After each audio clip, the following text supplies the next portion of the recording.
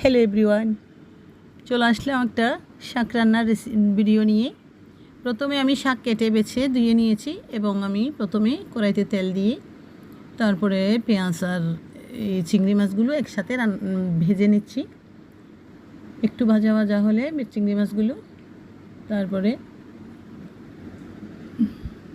আমি দিয়ে দিচ্ছি কেটে ধুয়ে রাখা শাকগুলো। এখানে হচ্ছে পাঁচমিশালি শাক, নারিশ শাক, পুঁই শাক, তারপরে এই আলু শাক, তারপরে হচ্ছে হেলেঞ্চা শাক, মানে এই ধরনের বিভিন্ন ধরনের শাক আমি আজকে সকালে ছাদে থেকে তুলে নিয়েছি এবং রান্না করতেছি। প্রতি শুক্রবারে আমি গিয়ে একমুঠ শাক তুলে নিয়ে আসি ছাদের থেকে। তো আমার ভালো লাগে শাকটা, তাই আমি এটা আজকে চিংড়ি মাছ দিয়ে রান্না করতেছি। চিংড়ি শুটকি নেই বিদায়।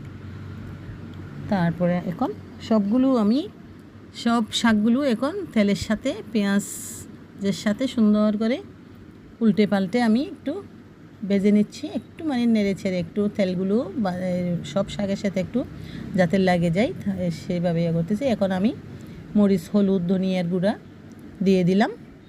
আজকে আমি ওগুলো পানি দিয়ে ভিজাই নেই, কারণ শাকের মধ্যে পানি আছে। আর হচ্ছে এখানে দিয়ে দিলাম ফেলন ডাল আমি আগে থেকে একটু সিদ্ধ করে রেখেছিলাম, কারণ শাক দিয়ে রান্না করতে হলে ডালগুলো আগে থেকে সিদ্ধ করে নিলেই ভালো, নাহলে ডাল সিদ্ধ হতে হতে ওদিকে করা সম্ভব হয় না, দেরি হয়ে যায় আর শাকগুলোও বেশি সিদ্ধ হয়ে যায়, তখন আর খেতে ভালো লাগে না। শাক হচ্ছে একটু সবুজ থাকলে রান্না করলে, তারপরে একটু আস্ত থাকলে ভালো লাগে। এখন দিয়ে দিলাম হালকা জল, বেশি দেবো না জলও। তো এখন সবগুলো একসাথে নেড়ে ছেড়ে আমি মশলার সাথে ভালোভাবে নেড়ে ছেড়ে দিলাম। এখন হচ্ছে একটু নাড়াচাড়া করতে করতে শাক রান্না প্রায় হয়ে গেছে। এখন দিয়ে দিলাম লবণ। শাকগুলো একটু মজে ওঠার পরে লবণটা দিলাম, কারণ আগে দিলে হয়তো লবণটা একটু বেশি হওয়ার সম্ভাবনা থাকে, কারণ শাকগুলো মজে যাওয়ার পরে কমে যায়। তাই আমি এখন লবণটা দিয়ে আর একটু ভালোভাবে নেড়ে ছেড়ে দিলাম। নেড়ে ছেড়ে দেওয়ার পরে দেখেন শাকের কালারটা কত সুন্দর হয়েছে। তো আসলে টাটকা শাক স্বাদটাই আলাদা। তো এখন হয়ে গেছে আমার রান্না প্রায়। ঢাকনাটা তুলে দেখাচ্ছি, এই দেখেন আমার শাক রান্না আজকে শেষ হয়ে গেছে, শেষ হলো।